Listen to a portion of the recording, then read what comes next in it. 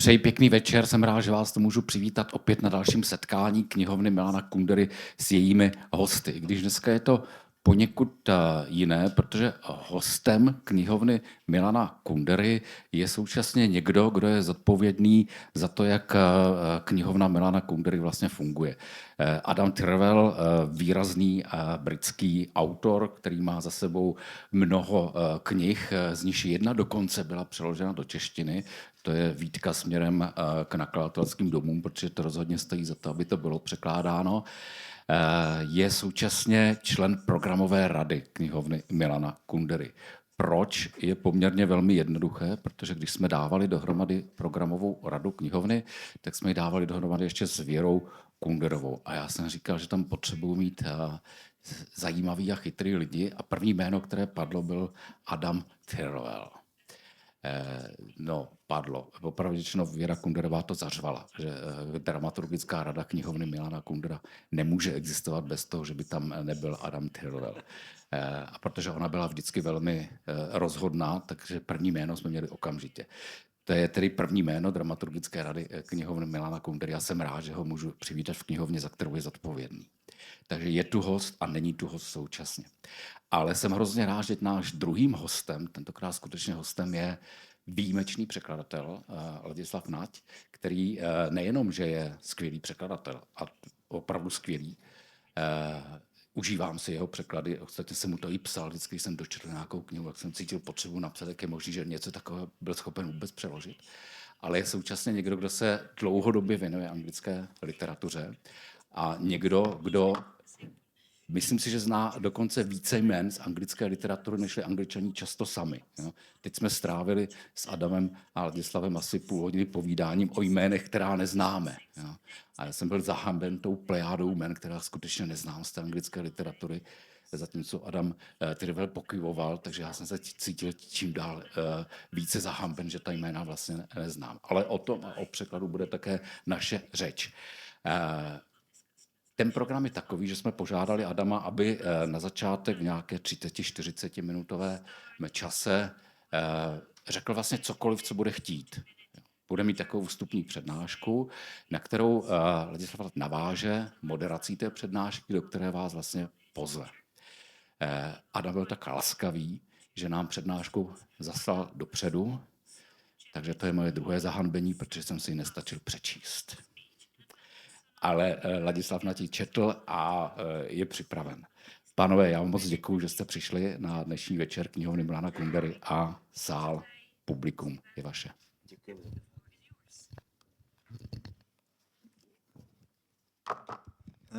Thank you very much. Yeah, it's true that Tomáš gave me no direction as to what I should talk about, then refused to read it when I sent it to him. So if I've entirely misjudged, then it's his fault, not my fault.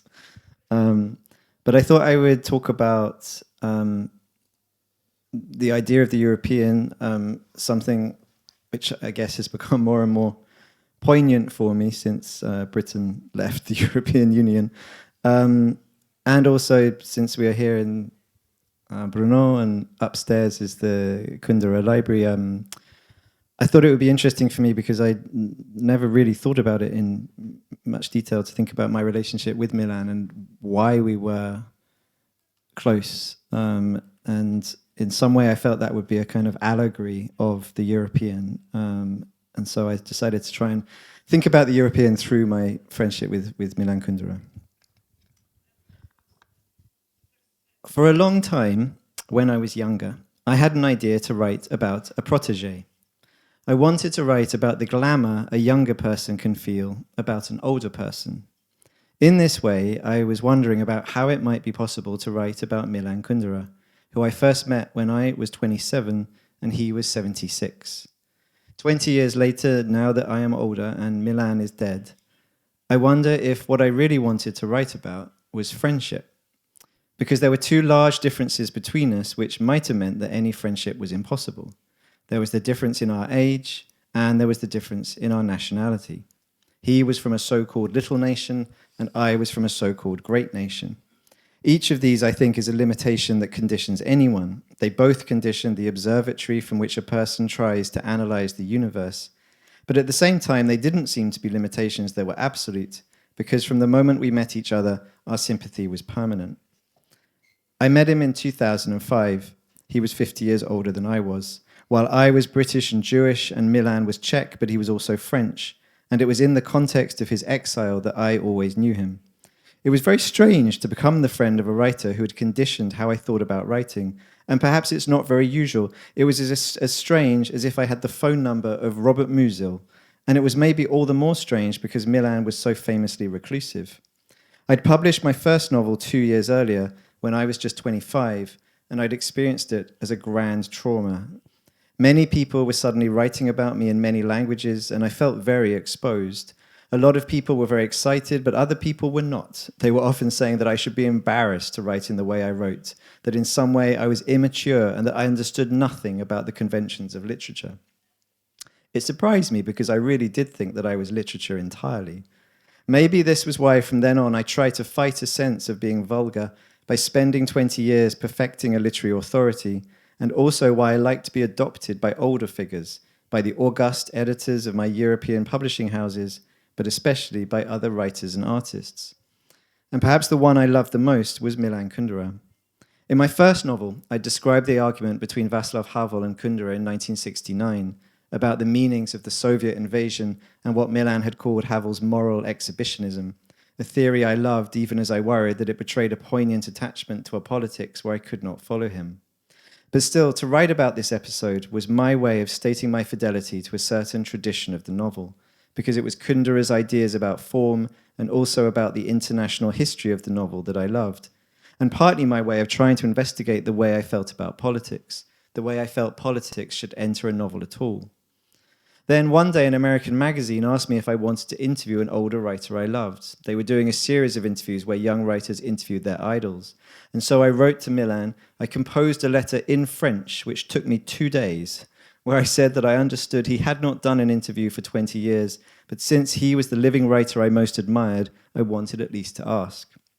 And I was amazed that sometime later I received a reply, a letter where he told me that absolutely not, he had no intention of doing an interview, but that he happened to have read my first novel, which had come out the year before in French, that he had admired it, and that therefore he'd be happy to meet me if I were ever in Paris. Naturally, therefore, I immediately booked a ticket to Paris, pretending that I had to go there, and I went to meet him in the bar of a Paris hotel near his apartment, spending the entire train journey from London to Paris trying to memorize interesting topics for conversation that might impress him, in a humiliating terror that I was pleased to discover had been shared by the young Milan too, when I recently read his conversation with Antonin Lim from 1966, where he described his similar terror on taking the train from Brno to Prague when he was very young to meet with Jan Grossman at the Divadlo na Zábradlí in Prague. I was so nervous about the meeting that all day I could not eat. And when we did meet, he announced that we should just go back to his studio. It was too busy in this bar, he said. And in his studio, he strangely did not turn on a light, so that as the winter afternoon darkened, the room darkened too until I could not see his face. And he opened a bottle of whiskey. I hadn't eaten, and I was very nervous, and so very soon I was very drunk. We were talking in French. He spoke French with a strong Czech accent, and I sometimes found it difficult to follow him or to reply as carefully as I wanted. But at the same time, it seemed that we liked each other through the haze of our drunk linguistic uncertainty. He told me stories about Hrabal and Danilo Kiš, these friends of his who were also writers I loved. He asked me about how to translate the French verb errer into English, and I had the feeling that at last I was approaching my true inheritance, multilingual and disabused. It was a tone, but it was also a history and a politics, and I felt that it was mine. But how could I think that it was mine? I wanted to write about our friendship, but really I want to write now about one meaning of our friendship. It was as if we were both committed to a myth of the European. But what was this Europe we inhabited? And what Europe do I inhabit now? I discovered literature when I was 12. It was the summer of 1990. For me, literature was in fact only poetry, and almost immediately I discovered that as well as the romantic poetry of Britain or the 19th century poetry of Paris, I also loved the poetry of what was still called in London Eastern Europe. The poems of Miroslav Holub, of György Petry from Hungary, of Zbigniew Herbert and Adam Zagajewski from Poland. It was a form of poetry that was ironic as it was romantic, and the reason for this irony was that it was marked by the horrors of a totalitarian history. For the same reasons, another talismanic book for me was a series of lectures and essays from 1986 by the Irish poet Seamus Heaney, which were as much about Herbert and Miłosz and Ossip Mandelstam as they were about Robert Lowell and Elizabeth Bishop. In the course of this book, wrote Heaney, Mandelstam and other poets from Eastern Bloc countries are often invoked. I keep returning to them because there is something in their situation that makes them attractive to a reader whose formative experience has been largely Irish. There is an unsettled aspect to the different world they inhabit, and one of the challenges they face is to survive amphibiously in the realm of the times and the realm of their moral and artistic self-respect, a challenge immediately recognizable to anyone who has lived with the awful and demeaning facts of Northern Ireland's history over the last couple of decades. I understand this about Heaney, but I understand less what it was that made these writers so attractive to me in the suburbs of North London. I loved English poetry, but it was as if my true love was the writing of Paris or Prague. It was between Paris and Prague that I hung, like I could stretch myself out across Europe.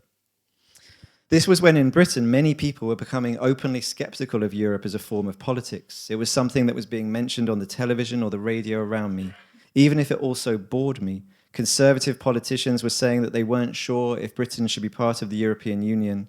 It was around the time of the Maastricht Treaty, and already there was this very strange form of discourse, which was conservative politicians complaining about the European Union and instead proclaiming a kind of myth of British isolation. Whereas for me, I was very attached to the idea of Europe, both politically but also culturally. I wanted nothing more than to be European, as strongly as I found any ideas of the purely English very depressing. I wonder if this was partly because my family was in many ways conditioned by the Second World War. I was British, but I was also half Jewish, and my Jewish grandfather had fought in the war in Italy and North Africa, so the consequences of the war, the political structures that had emerged in the years after it ended, felt in some way personal to me. They'd been fought for by my grandfather, and I also knew that the war had been fought in some way for my protection.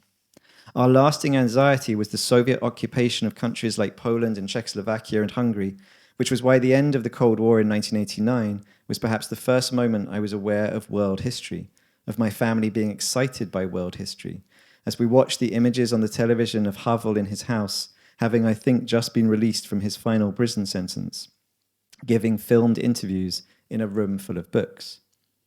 This was partly because my family had its own more specific interest in Prague. The first time I visited Prague, it was 1993. I was with my family, I was 15. We were there to visit a friend of my mother's. They had met in 1968 when they were 17 or 18.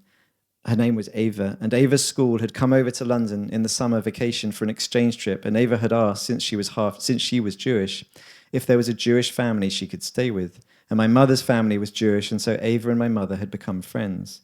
This was, of course, just before the Soviet invasion, and so when it happened, she felt that she had to go back. It was obvious that at some point the border would be closed. She had the choice of staying in London or going back to Prague, and so she went back to Prague. The next time my mother saw Ava was therefore 20 years later, in the winter of 1989, when Ava and her family drove across Europe and took the ferry to Dover where we met them. And they followed us in our car back to our house in the suburbs of London. The following summer, in 1990, my mother went to Prague. She saw Havel and Paul Simon in the Old Town Square. She brought back a photo of Tomasz Masaryk, which from then on oddly looked over us in our hallway with his beard and glasses. And that summer, I also discovered poetry. I discovered literature, a form that I could only ever imagine as international, as dependent on translation. To read only English seemed opposite to the art I imagined. 3 years later, we all went back to visit Ava and her family. I learned the word smazheny syr because I was vegetarian, and this seemed to be the only food I could eat. I think by then I'd also read The Unbearable Lightness of Being, but I hadn't really liked it or understood it. But then this was true for me of almost all novels. I persisted for many years in my lyrical youth in thinking that the only true literature was poetry. Then, in the winter of 1996, I was back in Central Europe. I was 18. I lived in Hungary teaching English to students at a university outside Budapest, while taking classes in Hungarian in Budapest itself. And I studied Hungarian poetry with one of the professors at the Eötvös Loránd University in Budapest, a beautiful man called István Geher, who taught literature and also translated from English into Hungarian. I showed him the translations I was making of Sándor Veres and other Hungarian poets, and he corrected them. He was maybe the first teacher I'd ever had. He must have been in his 50s at the time, a little older than my parents, but he seemed much older. He had some kind of wisdom. I was avid for this literature. An anthology of Hungarian poetry had just come out. It was edited by a British-Hungarian poet called George Surtees. Before I left London for Budapest, I'd written him a letter to say how much I loved this poetry, and he had replied and given me the phone numbers of many of the poets in this anthology, and also told me to go and see his editor at Corvina. And one day I finally got the courage to go there. I went with my girlfriend at the time. I was 18. I was filthy. It was the first publishing house I'd ever been into. And it magically happened that the day I finally chose to go there was a day that Surtees himself was there. So he invited us to lunch with his editor, a gesture I'll always remember for its generosity, especially because I was like a hooligan who had gate-crashed literature. We went to lunch, and what I remember is how much I argued. I was impolite and impossible. I drank red wine and loudly defended Robert Lowell's Imitations, a book of translations I adored, but which, as I remember it, Surtees did not. We were in a restaurant called Mérleg Vendéla. I will remember it always. It's gone now. It was a gorgeous little restaurant, maybe the first restaurant of any elegance that I had ever been to without my parents. And I felt that this conversation was exactly the kind of conversation that should happen always. It was the winter and spring before I was due to go to university back in Oxford to study English literature. And meanwhile, at weekends, I'd take trains or buses across Europe with my girlfriend to Warsaw and Krakow and Bucharest and also to Prague. But I didn't like Prague so much. Compared to Budapest, it felt American, the Prague I could find. I went to the Globe bookstore. There were T-shirts everywhere with Kafka's face on them. And then I went to Golden Lane, where in a shop that in my symbolically treacherous memory was inside the house Kafka had lived in during the First World War, I bought The Art of the Novel by Milana Kundery. I read this on the train back to Budapest, and when I arrived, I'd been transformed. I was 18, I was very young, I thought I was a poet. But then I read Kundery's The Art of the Novel, with its insistence that a novel should be written with as much artistry as a poem, that all the things I was bored by in novels did not need to be in novels at all, that the novel was a form whose essence was its freedom, and also simultaneously that its history was European, that the novels of Lawrence Stern or Jane Austen could be read from within a history that included Witold Gombrowicz and Kafka. It depended, therefore, on translation, and that Europe itself was a system of proliferation. It was the maximum diversity in the minimum space. I mentioned these details, these vulgarly and maybe shamefully specific personal details, not out of egotism, but because I'm trying to situate myself. I'm trying to think about what Europe meant for me at the time I first read Milan's work. Why, in other words, I was so easily seduced. I would soon read Testaments Betrayed and The Book of Laughter and Forgetting, the two works of his I perhaps love above all others. Then, very quickly, I must have read everything Milan had written. And at the same time, I discovered other novelists from Central Europe who became so important to me, like Hrabal and Kish and Witold Gombrowicz and Bruno Schulz, and maybe especially Robert Musil. It was as if there were two paths I loved, the path of fantasy and the path of the essay, both of which seem to have disappeared in the tradition of the simply English novel. I identified very strongly with this modernist sentence of the American poet T.S. Eliot. The kind of poetry that I needed, he wrote, to teach me the use of my own voice did not exist in English at all. It was only to be found in French. I knew how he felt. For me, the kind of novel I wanted did not exist in English either. It was to be found in Central Europe, just as later I found it in Latin America. But maybe something else was also at stake, since after all, it wasn't as if there was no modernism in English. There were the novels of Virginia Woolf or Henry James or James Joyce, which I also cherished. So what was it that I was loving when I loved these Central European novelists so ardently that the paperbacks I first read them in have a nostalgic, sacred existence for me? The book in which I first read Hrabal's Dancing Lessons for the Advanced in Age, or the book in which I've read Kish's Hourglass. For a long time, I thought that it was linked to my idea of my Jewishness, this identity that contained a history from Denmark and Lithuania, but which I only imperfectly inhabited, since although my mother was Jewish, my father was not. But it was as if this half-Jewishness intensified a feeling inside me that identity was something that was always amphibious, to use Heaney's wonderful word. That literature was perhaps the greatest form this multiple identity could take. But that the other form was whatever I was used to calling Europe, as if Europe was a value in itself. I disliked calling myself British. I hated it when foreign critics praised me for my irony and humour, if they ever characterized that irony and that humour as British. And I disliked calling myself Jewish, since I was not religious and saw no future in the state of Israel. My Jewishness was highly personal and literary. The single adjective I allowed was European.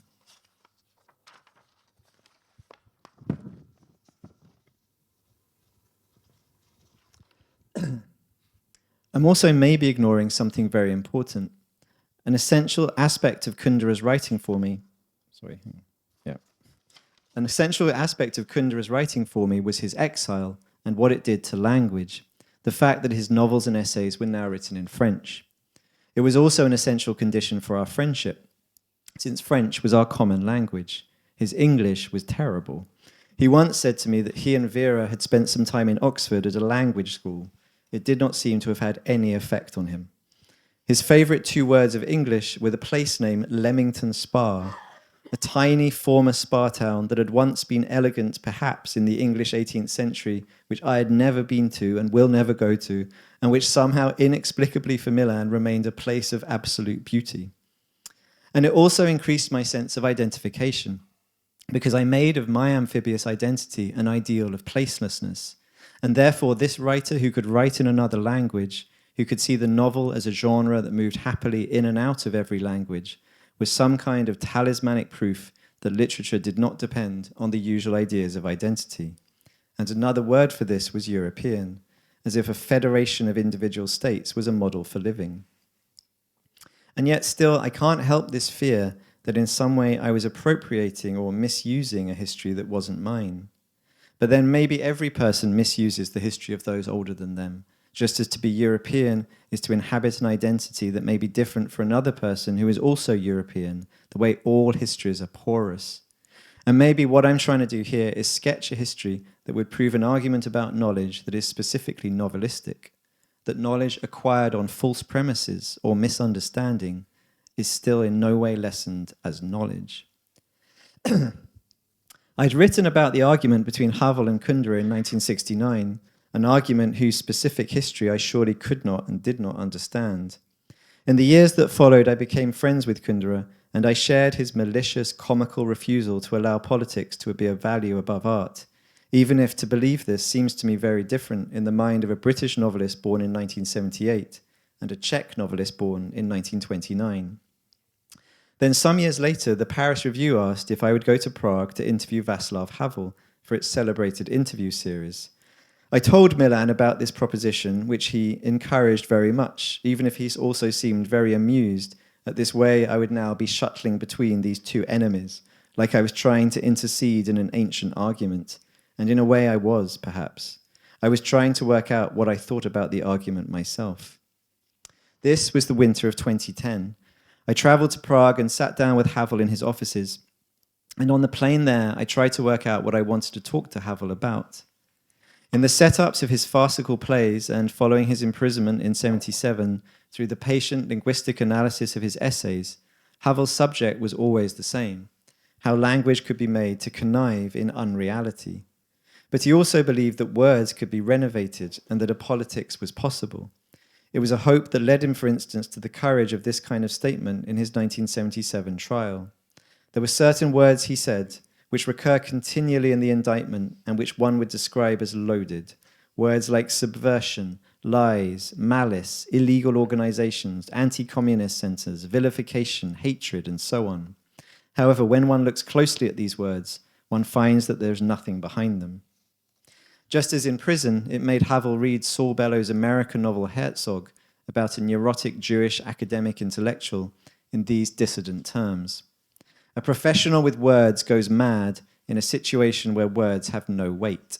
He clearly lacks what we do not, which is to say a situation in which words have so much weight that you must pay quite dearly for them.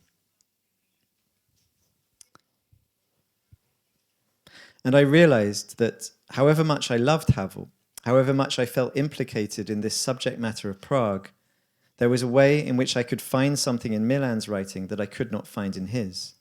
And it was related, I began to think, in the difference in their histories, that the politics of Milan's youth had been revealed as a mistake, whereas Havel had never had to suffer such disillusion. And therefore Milan had given up on history, whereas Havel had not. Or, as Havel once noted, Kundery believed that amnesia rules history and that history is an inexhaustible source of cruel jokes. For Havel, this was pure exaggeration, what he called an excessive extrapolation of Kundery's own disillusionment, and he responded to the repressions of Hušak's government with busy political activity. But Kundery's disillusion was indelible. In his essay Encounter, looking back on this period, he later wrote how he had observed a world sliding toward the abyss of a dictatorship, whose reality no one had foreseen, desired, imagined, especially not the people who had desired and celebrated its arrival. His conclusion was a refusal to trust ever again in a collectivity that blinds us with its dreams, its excitements, its projects, its illusions, its struggles, its causes, its religions, its ideologies, its passions. Instead, as he wrote in The Art of the Novel, his only fidelity, he decided, would be to the art of the novel, the experimental art that began with Don Quixote. And in some way, this disillusion felt closer to me than the hope I nevertheless admired in Havel's work. It seemed more available to me as a way of understanding where I was living, in a giant city on the edge of Europe. So it felt symbolic that as my conversation with Havel proceeded, it became clear that we would not be able to have anything approaching a dialogue because we did not have enough time. He was in post-production on his film Leaving, he was very ill, he would die a few months later, and so he had no time to offer me.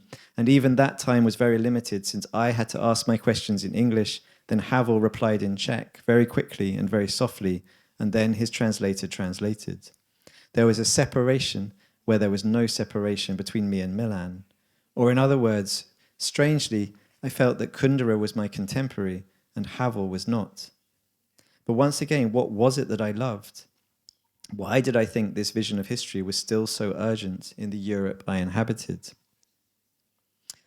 Because Kundery was so reticent in public and because he was so stringent with the essays he published, when I began my career, these were limited to the 2 books of The Art of the Novel and Testaments Betrayed.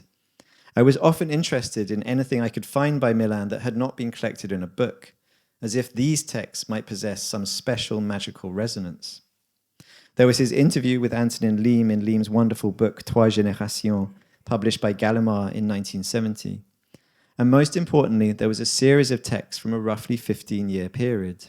The Literature of Small Nations, his speech to the Writers' Congress in Prague in 1967. Prague, Poème qui disparaît, which he published in 1980 in Paris. And most importantly, The Tragedy of Central Europe from 1983, which I found in an old issue of the British magazine Granter. In many ways, all 3 essays were the same. Each of them began from a question first posed to the Czech people by Hubert Schauer. Is the cultural value of our people great enough to justify its existence? The answer to this question for Kundery revealed an aspiration to bring together the world and Europe, for Czechs to join in the solid continuity in European thought. But it also revealed a historical fear. For Czechs, wrote Kundery, nothing has ever constituted an indisputable possession, neither their language nor their belonging to Europe. And this, therefore, he argued, contained a fear for the future. Vast integrationist perspectives have opened up over the second half of the 20th century. For the first time, humanity has joined efforts to bring about a common history. The task of Europe, of a single person or a nation in Europe, was therefore to achieve a simultaneous trick of multiplicity, both national and international, both individual and collective, in a performance that somehow integrated without destroying the specificity of a vast heterogeneous geographical area that stretched from London to Vilnius. The sign of this was the idea of the small nation, and in the essay on Prague which Kundery published in Paris, this acquired a nostalgic beauty and also a sense of comic irony. The Europe of small nations is another Europe. It possesses another vision, and its thought often forms the true counterpoint to the Europe of great nations. For after all, Kundery added, a Jew or a Czech don't tend to identify with history, to see seriousness and meaning in its spectacles. And so the Europe of small nations, better protected against the demagogy of hope, has had a more lucid image of the future than the Europe of great nations, always ready to be intoxicated by their glorious historic mission. In that linking of Jewishness to the Czech experience, and in playing with the vocabulary of the large and the small, I think I can begin to understand more precisely what I found so useful. It was another version of the problem of my identity, of the general and the exception, of how the general can only be explained by the exception, how in fact it can only be thought about through the exception, that in fact, as Kierkegaard, a philosopher from another small nation, wrote, the exception thinks the general with intense passion. And my identity had two exceptions, the exception that was Jewishness and the exception that was Britain. For although Britain was historically one of the great nations, it was now a small nation. It was part of Europe and yet also an island. It seemed impossible for Britain to understand where it belonged. And this was made even more complicated by the giant consequence of its 19th century empire, and then by its former colony America's conquest after the Second World War. That English as a language had taken over everywhere, which gave this tiny island an illusion of a global existence. In the tragedy of Central Europe, Kundery returned to this argument, that Central Europe had been kidnapped from the irrational East, but that the West to which it might have turned had been kidnapped by a different force, the end of individualism, the end of art conceived as an irreplaceable expression of personal originality, the end that heralds an era of unparalleled uniformity, as he wrote in his definition of Les temps modernes in 63 words. Europe had abandoned its values as culture, leaving nothing in its place. One microcosm for what Europe once meant, the greatest variety within the smallest space, was Central Europe. But another microcosm within this microcosm was the Jews. And Kundery wrote, aliens everywhere and everywhere at home, lifted above national quarrels, the Jews in the 20th century were the principal cosmopolitan integrating element in Central Europe. They were its intellectual cement, a condensed version of its spirit, creators of its spiritual unity. That's why I love the Jewish heritage and cling to it with as much passion and nostalgia as though it were my own. Another thing that makes the Jewish people so precious to me, in their destiny, that fate of Central Europe seems to be concentrated, reflected, and to have found its symbolic image. What is Central Europe? An uncertain zone of small nations between Russia and Germany. I underscore the word small nations. Indeed, what are the Jews if not a small nation, the small nation par excellence, the only one of all the small nations of all time that has survived empires and the devastating march of history. But what is a small nation, finished Kundery? I offer you my definition. The small nation is one whose very existence may be put in question at any moment. A small nation can disappear, and it knows it. I'm quoting these paragraphs by Kundery at length because I find them not just important, but also very moving. But also, at the end of Milan's essay, he ventures two more small arguments that are even more relevant to me as an English speaker, as a citizen of Britain. First, there is his observation that it is not just the small nations that understand the condition of vulnerability. In fact, all European nations run the risk of becoming small nations and of sharing their fate. And secondly, there is this judgment on the nations of so-called Western Europe. Europe hasn't noticed the disappearance of its cultural home because Europe no longer perceives its unity as a cultural unity. No, he wrote, culture has bowed out and there is nothing in its place. Or, as he wrote elsewhere in 63 words in his definition of Europe, I merely believe I know that culture has already yielded, and thus the image of European unity slips away into the past. European, one who is nostalgic for Europe. Yeah, I am amused at how readily in the 1990s and in the early 2000s I felt I understood the lessons of Prague, this vocabulary of disillusion and corruption. I was nostalgic for Europe too, for a lost Jewish and cosmopolitan history. Central European history had uncovered the meaning of the cult. It had also uncovered the meaning of ostracization in the many people outcast from these cults or judged for never having left them. And I felt I understood this, just as I felt I also understood Kundery's idea of the border. It takes so little, he wrote, so infinitely little, for someone to find himself on the other side of the border, where everything, love, convictions, faith, history, no longer has meaning. And just as I loved his sense of terminal paradoxes, his obsession with youth as a lyrical age that must be submitted to the greater revelations of irony, the emphasis he put on desire, even if his scenes of desire seemed oddly old-fashioned to me. I loved the emphasis on sex and comedy while feeling that their perspective was too masculine, the same way I found the sex scenes in many films from the 60s too masculine. And maybe, above all, what I loved was Milan's effort to make himself understood as an artist whose meaning was not political.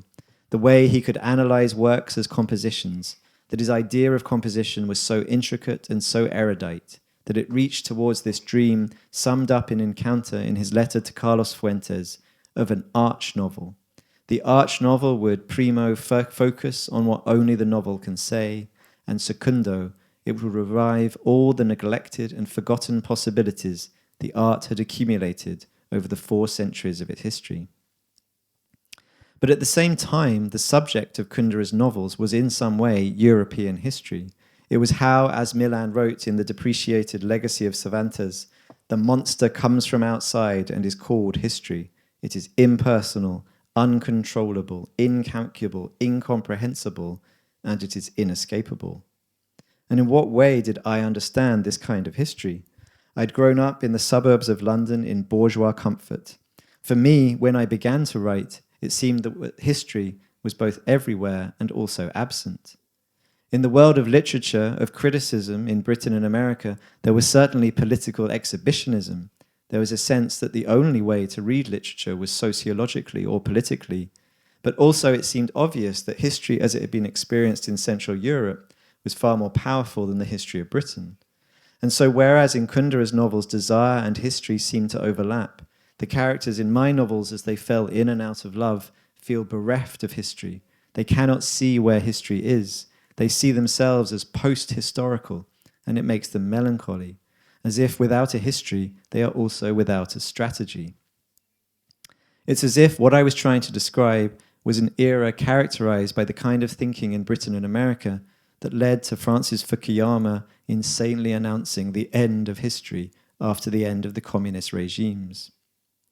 And now, what do I think a European is now? I'm still faithful to this vision of a lost European possibility, of the pure cosmopolitan, but that vision seems all the more distant after the events of the last decade. To be British now is a very strange fate after the insanity of the decision to leave the European Union. It's to be caught geographically between America and Europe, and historically between an empire and minor isolation. It's a country in a state of decomposition, and maybe this is very useful for a novelist, but it's very complicated to live it as a citizen. I feel perhaps even more European than 20 years ago, now that politically I am not European at all. But perhaps this only proves what was already obvious, that Europe is not a geography, and it is not a politics either. It is something much more invisible, as if it was always a system of nostalgia, a repertoire of memories. And so in being so bereft, I am also perhaps the more modern. But what is the modern now? I mean the modern in Europe. My answer is that it is no longer easily defined by the obviousness of events, however much it is currently marked by 2 wars on the edge of the continent, in the Israeli invasion of Gaza and the Russian invasion of Ukraine. These events, these wars, no longer seem like causes. Instead, they are symptoms, and the larger events are cloud-like and therefore somehow out of sight. They are the inventions of social media and its minute signalings of virtue or of vice, the consequent increase in data and surveillance, but also our new identity ferocity and spectacular ideologies. It's a situation summed up in Britain by what happened just this weekend where more than 100,000 fascists marched in London protesting against immigration. But the stranger and maybe more important fact was that they were addressed by the world's richest man on a video link from America, a man who owns their major communications network and who called for the dissolution of the British government.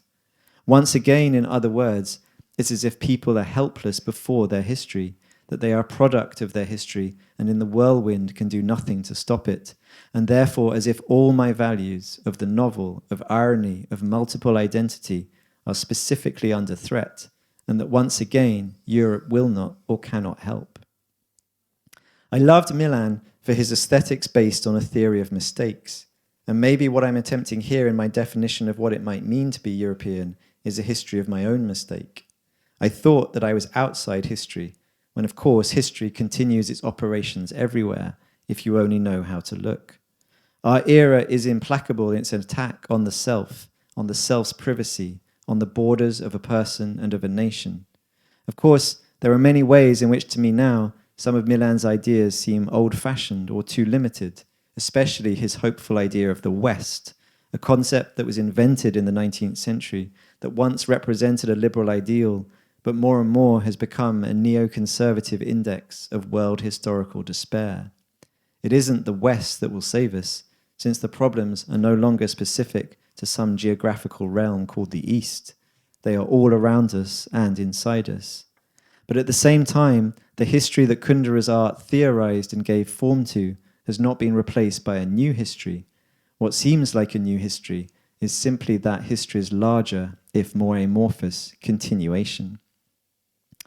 My final question to myself, therefore, is whether a novel can still represent this.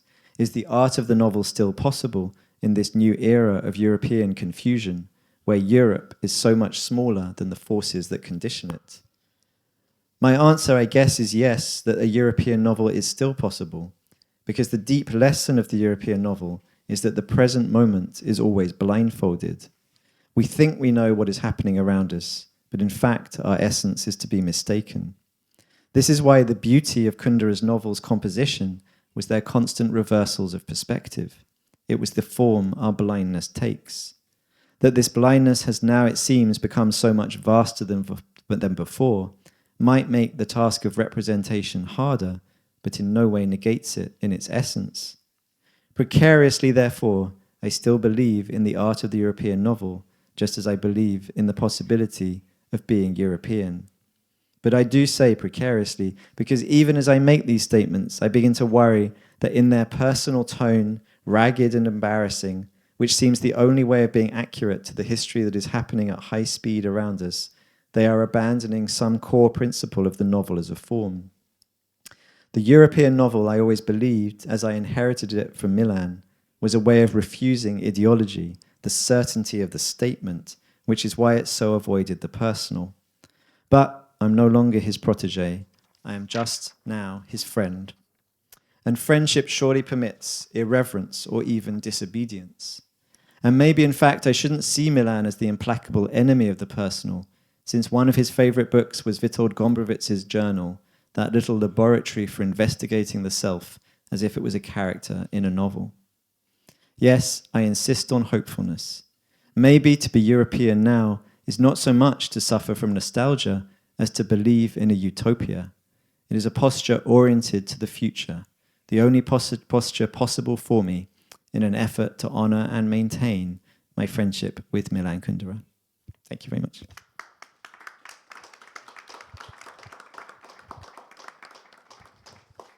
Adam, thank you very much for your great talk, inspiring talk, and I'm sure our audience will have many questions to ask, but I think I will give you time to think about them. And if I can, I will start with first question. You express hope in the art of the European novel, and I would like to ask you whether you could think about the difference of a European novel, vis-a-vis, for instance, American novel or South American novel.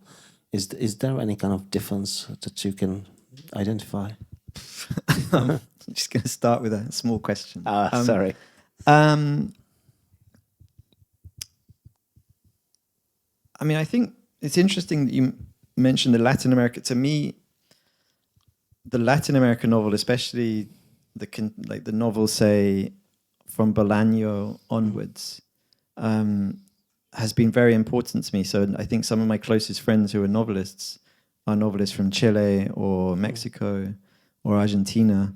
And I think what's very interesting is to try and decide, when a Latin American novelist writes a novel, as it were, is that a European novel because it's written in Spanish, or is it a separate entity? And it's interesting, I mean, Milan himself, he had this very beautiful vision in one of his essays of a bridge that links Central Europe to Latin America, because he had his own friendships with the novelists of the boom, like Fuentes and Marquez.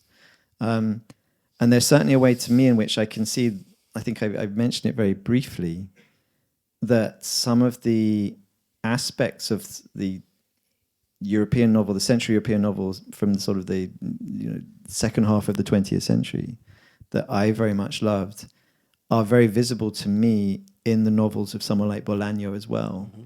This mixture of the essayistic, of the way in which the novel can become a form that can include different genres, as it were, whether it's fantasy or kind of political analysis or realism. So in that sense, I think you could argue that, and maybe it comes back to, therefore, what is a European, is that actually there is something within the tradition of the Latin American novel that comes out of the European novel as well. And that therefore you could extend kind of the European novel geographically much further. And what about the US then? Whereas the American novel, to me, does seem very different. I think it seems much more sort of self-influenced, much less influenced by other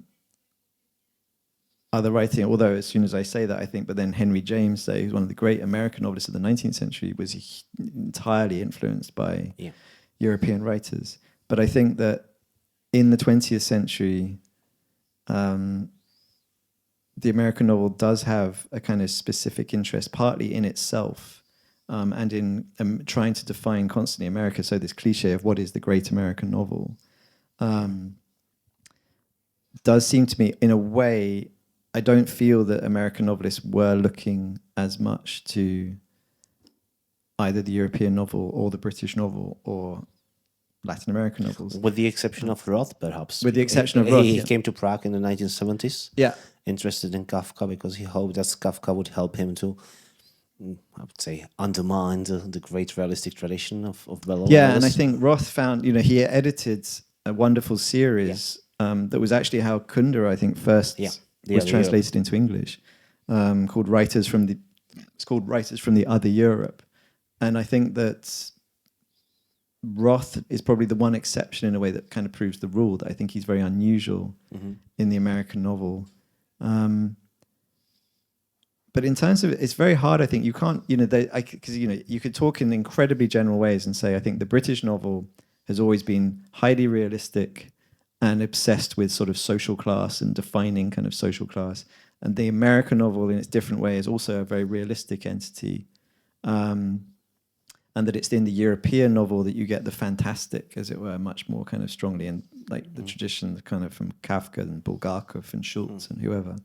But I think the problem is that with each individual writer, these become distinctions you can no longer kind of maintain. So I think like Roth is a great example where actually he's as influenced by Kafka as he is by Saul Bellow, say. So I'm not sure what the answer to your question is, because I think you can see on a very general level, I think you can see some differences. And it depends whether you want to make a kind of map of influence, as it were, and I think that certainly the American novel had a huge influence on British writers of my generation. Yeah, you mentioned Martin Amis. Like Martin Amis, well, he's quite a lot older.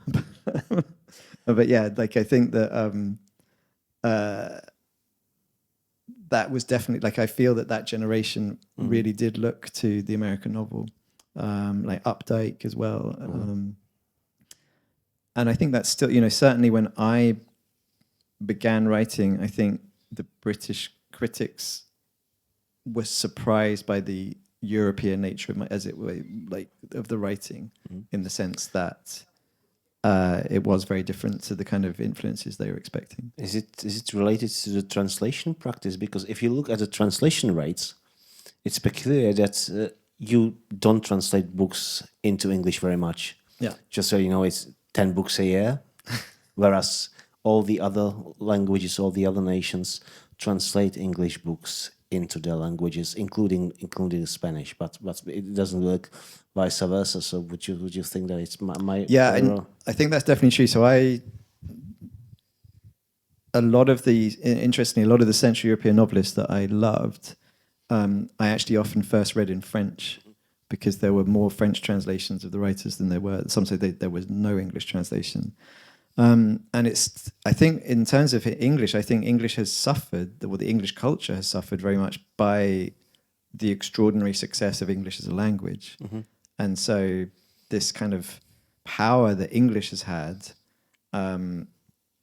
has led to this kind of weird insularity that I think in Britain, you can see it in both countries, I think, both Britain and America, but in Britain it's slightly more insane because the era of its empire is so long ago, but I think there is still that mentality that a British person expects kind of that their culture is and that they are always exporting, and that they don't need to kind of really listen to the other cultures that are kind of that. So there is definitely has been a historical gap in translation. I think certainly it's slightly improved sometimes, but I think what seems terribly true, and maybe it's slightly true in every country, but that in English I feel every language is allowed one writer. And so, as it were, Kunderovi for a while was Czech literature in English, and you have Murakami from Japan. Yeah, and Murakami Pamuk from Turkey. Yeah, and so you have exactly Pamuk is Turkish literature, or Bolaño is Latin America, all of Latin America. So I think that certainly there has just always been this problem.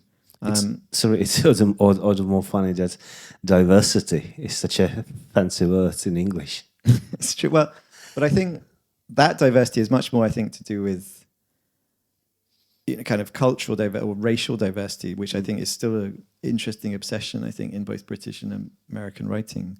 But I think certainly there is also a fear of translation. That's the other thing, that there is a way in which I think, because translation is not so normal, I think I know many perfectly intelligent and cultured English people who will say, "Oh, but I just don't like reading a translation because I know it's not the original." So it's as if they just can't get used to. Can a novel be translated? What do you think? I mean, we acknowledge that poetry cannot really, and the French have this practice, which is weird, or rather for us Czechs, because we translate poetry. But I know that the French, for instance, translate like literal meaning, and that they would write the scheme, the meter scheme, kind of footnote. But what about a novel? What do you think? I think it's much more complicated than it. I think your first idea is, I think, that poetry is untranslatable, and the novel is entirely translatable.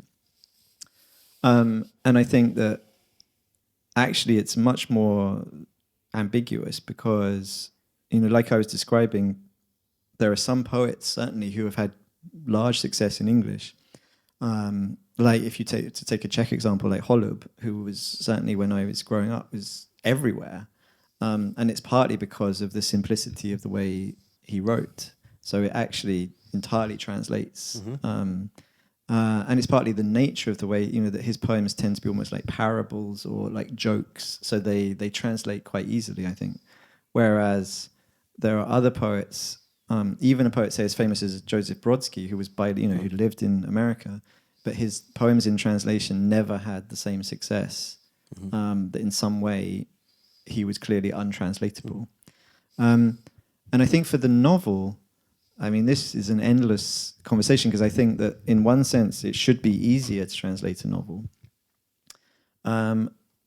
except that I believe definitely that a novel is as highly organized as a poem. And so although it might look like a looser form where it can accommodate mistakes or kind of mistranslations, a lot of the same problems that make a poem impossible to translate can make a novel impossible to translate. And I think one of the key things is actually how every novel often will invent almost its own vocabulary. So it will have certain key words and key repetitions, and that the novel kind of works through those repetitions.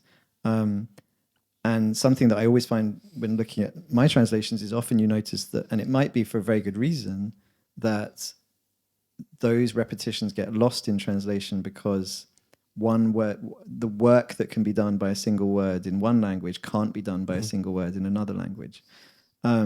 And this can then become very upsetting because then it can actually mean that almost key passages lose a lot of their power for you as a novelist when they're in translation. At the same time, I think the beauty of one of the reasons why I think I deeply agree with Kundery and his idea of the art of the novel being international is because I think the thing that is crucial to the novel is composition. And I think as long as a translator sort of maintains their fidelity to the novel's structure, something will always translate. So that I think it's always amazing to me how many mistakes a novel can allow, as it were, and it's still completely understandable. If it has this kind of good story of the framework, and there are writers that are very, I would say, writers that write in such a way that they are very easy to translate. Kazuo Ishiguro is I think, case in point. Ishiguro is interesting though because he deliberately now says he writes in order to be translated. Yeah. So if there's any sentence that he thinks either is too musical, as it were, so if the effect is too much an effect of English, or if there's a reference that he thinks will be, he doesn't write it, which is... I can't work out if I think this is a very beautiful kind of fidelity to some kind of international art or actually a kind of anti-art. Well, if you want to get a Nobel Prize, and you must sacrifice something. But we spoke about before your lecture. We spoke about Alan Hollinghurst, and I think is exactly the opposite kind of case. That he writes in such a way as not welcoming translation, actually, with all the references and. Well, I think reference is definitely. Stylistic references, sorry.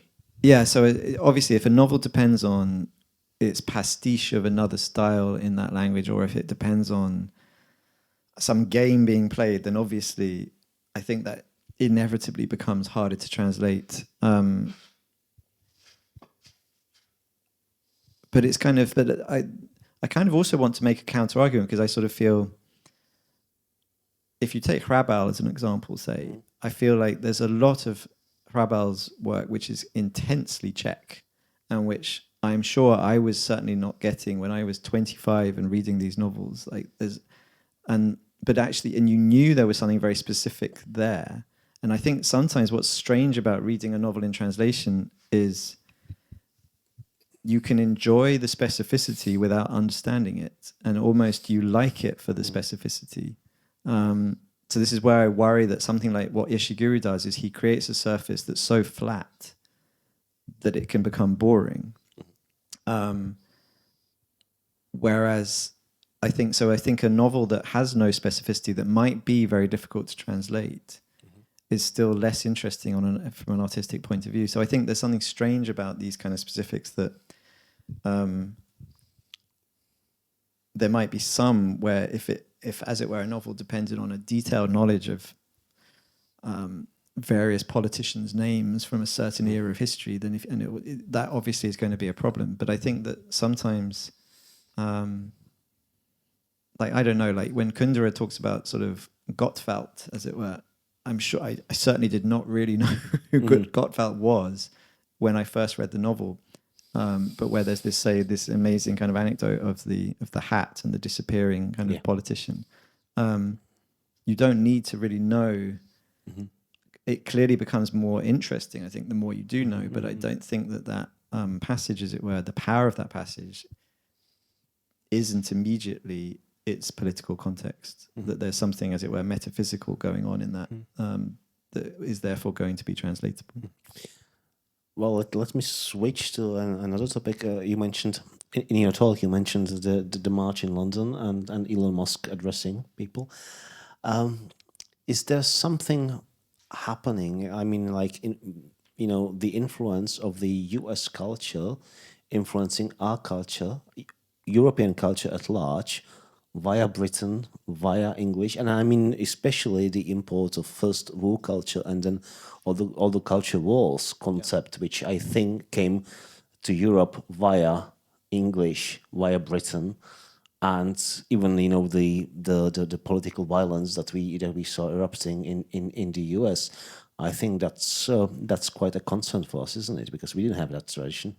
Yeah, but I think whether you can define that as US culture, because I think what's interesting is that social media, I suppose they are US inventions, but I think that the divisiveness and the extremism that social media needs doesn't seem to me to be a specifically American thing. They were American inventions. They were American inventions, but I think that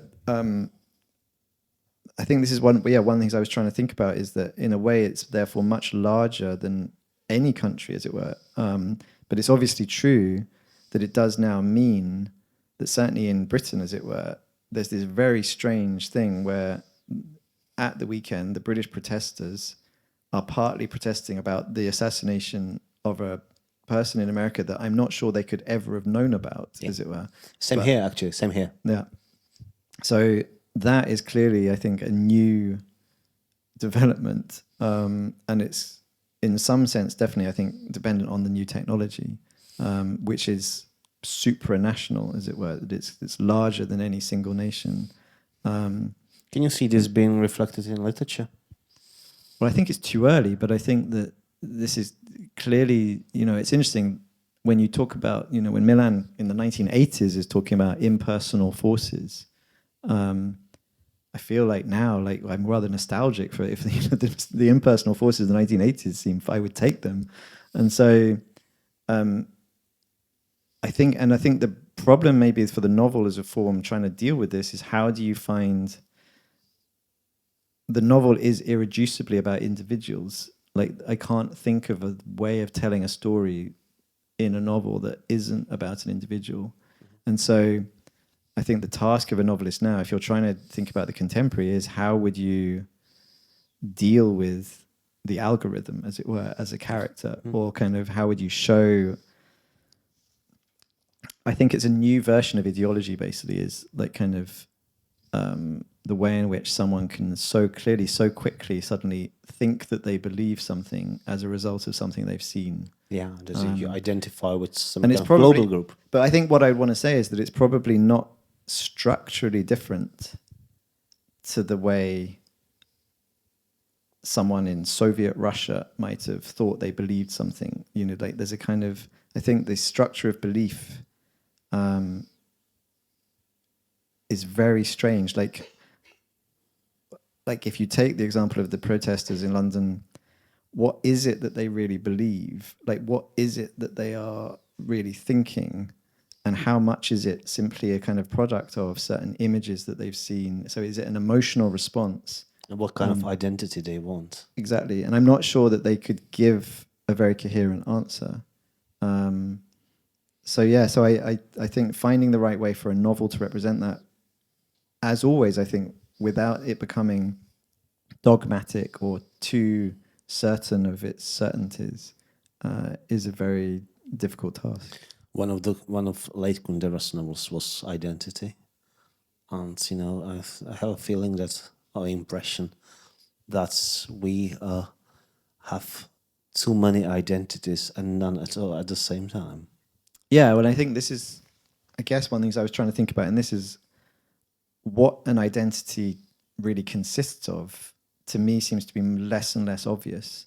And that I think it was easier to think of identities 30 or 40 years ago. Mm-hmm. And strangely now, I think the concept of identity, as it has become stronger and stronger and politically more and more important, I think kind of this multiplicity of identity, I think, is in danger of being lost. So I think the idea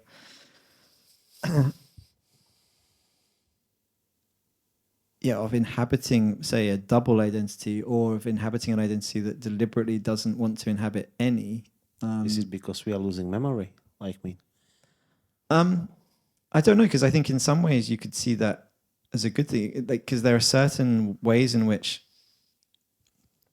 I think some identities now are founded on a very narrow idea of history, and a narrow idea of memory. So I think in one way, memory has become very fierce and sort of sectarian, while maybe a more nuanced version of history is being lost. But I think that's been true forever. So I don't know if that's. I think it's probably encouraged by the way our technologies work and our media work, but I don't think again that it's something new. Yeah, but what I meant was whether this was, just sped up by the rapid deployment of technology and by what we call the clip era or clip age, that people swerve away from reading large novels that kind of constituted our collective memory, and switch towards these clips on social media that antagonize and divide people. That's what I meant by losing memory. Yeah, and I'm sure that's true. I mean, if I think now, if we take Brexit as an example, clearly in one way that was a product of a kind of social media, not any specific campaign or, I don't think there was any, it's not like, as it were, I'm kind of fascinated by what's going on in Romania at the moment. Like this idea that there are specific conspiracies, as it were. I think that's clearly not what was happening in Britain, but it's created a kind of culture where certainly, people are basing political decisions on very strange emotional responses that seem utterly irrational. So I don't know. So I think there was something. It felt very avant-garde to be British now, because it feels like in performing Brexit or whatever Brexit was, I worry that that's a kind of future state that kind of could clearly happen anywhere. And maybe the only good thing is it was clearly such a disaster. Well, you wrote eloquently about gossip in your last novel, Future. And the way it's fascinating actually that one of the main architects of Brexit is now again in top form. People completely forgot the lies that surrounded Brexit.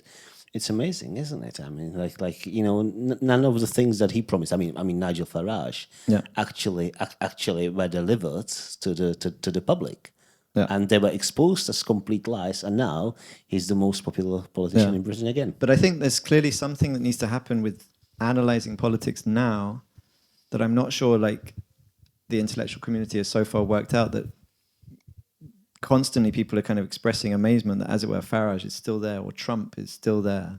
And clearly it must mean that therefore something else is going on, and that the way, because, I lost count of the amount of time, say, before Trump got elected the second time, where people were saying, well, finally, this will be the thing that means he's unelectable. And it turned out that nothing had made him unelectable.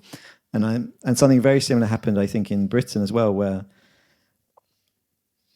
we were all sitting there, as it were, the so-called kind of intellectual classes, thinking, well, this is obviously a joke. Look at these people are just ridiculous. There's no one. And suddenly, and then it turned out that people could easily vote for Farage. What's the role of a writer in today's world? Well, I'm not sure. This is where, to go back to Milana, I can't imagine the role of the writer being some kind of mouthpiece, or I think that for me, the novelist or the novel has to be a different form of language to journalism. That there's clearly a place for journalism, or the citing of an opinion. But for me, I think a novel has to be more complicated. And I can see that there is a danger that the novel as a form, because it's committed to complication, is therefore in some way slightly to one side of the culture, or it's certainly to one side of social media.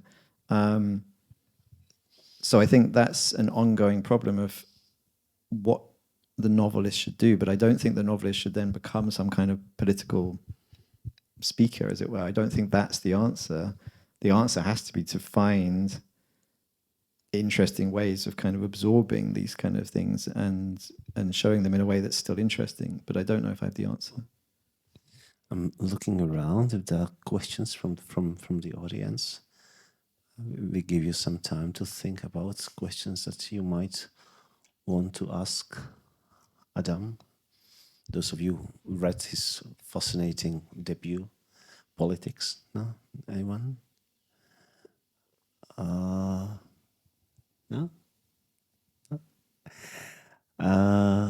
Okay. My next question would be, let's return back to my first question, actually, because you talked about heterogeneity of languages in Europe. What it meant for you personally, because you mentioned that you were fluent in French, so what it meant for you? I mean, did it enrich you as a writer to have this second language? Yeah, I think so. Definitely, because not just because it meant that I could read French literature, but like I was saying, because suddenly then a lot more translations became available. And I think also because I don't even think you need to be fluent in another language. Just the experience of trying to use other languages, I think, puts you at a different relationship to your own language, and makes you more aware of how your own language works, I think, and also how opaque your own language can seem to somebody. So it's, and I've always like like I mentioned, like I did try and learn Hungarian, as it were, and it failed miserably. But I think always any effort to kind of move across into a different language is always interesting. And I think I'm quite interested in like bad linguistic use. Like I think that often a kind of large language, like say, so can't imagine any other use of language other than fluency. So I think lots of English speakers are so used, as it were, to their own language and to hearing their own language that they therefore wouldn't want to speak another language unless it was equally perfectly. Okay. Whereas I think that even speaking another language badly, or similarly, I think even bad translations are still useful, and that there's something kind of beautiful about kind of the mistakes that can be made. So I think that... Well, T.S. Eliot, whom you quoted, famously said that you don't acquire just another language, you learn another way of thinking, actually. Yeah. And you mentioned the multilingualism of Europe, the fact that it was always heterogeneous, always many languages, always you had one dominant language, be it French, German, or English, or Latin before that. And then you had other languages competing with that. So I think that's something unique that Europe has, actually, this thing, that something that North America or Latin America don't have. Yeah, absolutely. I think that I think that experience of being adjacent to other languages, or of having to speak other languages, or also kind of, I think I think this idea of the large language and the small language, I think, is a bit of a problem as well, because I think that kind of every language clearly is as interesting as any other. So it's purely the accidents of history that make one language somehow seem more powerful or more hegemonic. So I think that, but maybe it's specific, I think, I think it's fascinating in relation to English writing, because English is so hegemonic. I think it becomes more important to therefore have the experience of trying to speak in another language. Thank you very much. Anybody? Yes. How much? It's okay.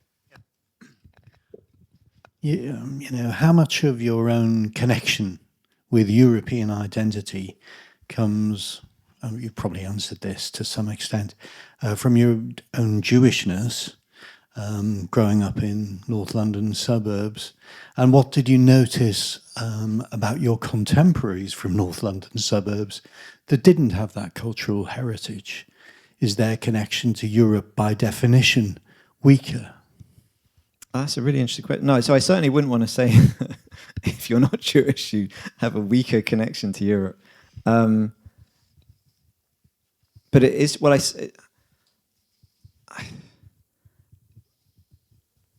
I think maybe there's a sort of very practical way, because if you're Jewish, you're almost definitely in some way an immigrant at some point in your family's history, relatively recently. And so you're aware of having a multilingual, multinational kind of inheritance. But I think that also, if you take just Britain, it's a country where on the surface there seems to be no anti-Semitism, as it were. Like I'd say the discourse of British culture is that, you know, it's just not a thing. In comparison, I think, to partly because of the history of the Holocaust being seen as it were, a European problem or a mainland European problem. Whereas the reality is that certainly there is anti-Semitism in a very delicate way, I think, kind of everywhere. Like I remember there was an Irish novelist called Colm Tóibín. Is Colm translated? No. I think a book of his has been translated. And so he's quite a well-known Irish novelist. And I remember him asking me once whether, so some review of me, just a very large review of one of my books had come out in a big newspaper and had constantly referred to me as being clever. And he said, do you think that whenever they say clever, they really mean Jewish? And I hadn't really occurred to me, but I think that he was probably right, that there is this kind of very subtle anti-Semitism. So because of that, I think you always feel maybe just slightly to one side of the culture, or you're not even that, but you just know that in some ways you aren't going to belong totally to a certain other, as it were, purely British person. So maybe that was partly why I felt that I needed this other identity, or, you know, I think I used the word protection, and I think there was this sense of protection. But I mean, it's funny when you say growing up in North London, you know, because actually one of my complications, I think, was that most of my friends, because the area I grew up in was incredibly Jewish. So in fact, I think I only became aware of not being Jewish kind of probably when I went to university, and then was suddenly startled to discover that to be Jewish was actually a minority. But I think that was actually quite an interesting experience for me, because suddenly I was meeting, as it were, kind of very English people who definitely did see someone Jewish as quite exotic, whereas for me it was the other way around. It hasn't really answered your question, but so I do think that there is undeniably a link. And maybe it is true that somebody who, as it were, I don't know, like my father's family grew up in like Yorkshire, was just, maybe they will not have felt any need to feel as European as, say, my mother's family did and how I did. It's interesting because I come from a family which on one side is from Northumberland, on the other side is North London Jewish. And I've been interested to see how my nephews and so forth have increasingly, as time goes on, felt the need intellectually and artistically to inhabit their Jewish identities and to explore those things. And it gives them a different and stronger connection, I think, with feeling Europe. And now that I personally have recently moved here, you know, they're all wanting to come and visit and just spend time doing that. Yeah. No, I think that's definitely true. And it is interesting to me, actually, also how many of my friends, so Germany especially, has a very extensive scheme for basically kind of giving back national identity to families who were murdered. And it's interesting how many of my friends there, especially after Brexit, then took advantage of this to therefore get a European passport. And certainly I was very angry because my Jewish family comes from Lithuania, and Lithuania has no intention of giving any restitution to the Jewish families. So I still have no European passport. But I think it's interesting that is clearly there. There is, I agree. I think that there is some kind of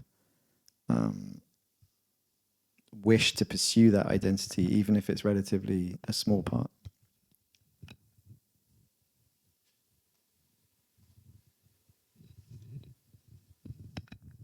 Anybody else? Don't be shy. Well, if not, then Adam, thanks once again for the great talk, great lecture, and for the interview. And as the director of the library says, unfortunately, we have only one book by Adam translated into Czech. But I believe that, you know, since most of you didn't need the headphones, I believe you will be able to read any of his 4 novels and collection of essays in English, and I warmly recommend them. They are great pieces of writing. Adam, thanks for coming. Thank you very much.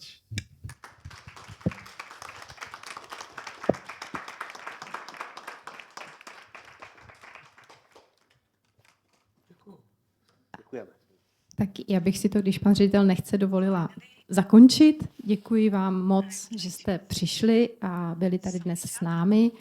A doufám, že budete i nadále třeba věrní programu knihovny Milana Kundery a rádi bychom vás s kolegyněmi pozvali na akce, které máme v říjnu. 14. října se představí francouzská rezidentka, která je na rezidentním pobytu v knihovně Milana Kundery, Pauline Ferran. A 21. října máme tu čest přivítat Kenichi Abeho, japonského bohemistu a překladatele, který je letošním laureátem ceny Prémia Bohemika. Abyste si ta data mohli zapamatovat, vzadu jsou i nějaké letáčky k tomu s dalšími informacemi. A samozřejmě vás tu velmi rádi uvidíme na příštích akcích nejen knihovny Milana Kundery, ale celé Moravské zemské knihovny. Ještě jednou moc děkuji, že jste přišli.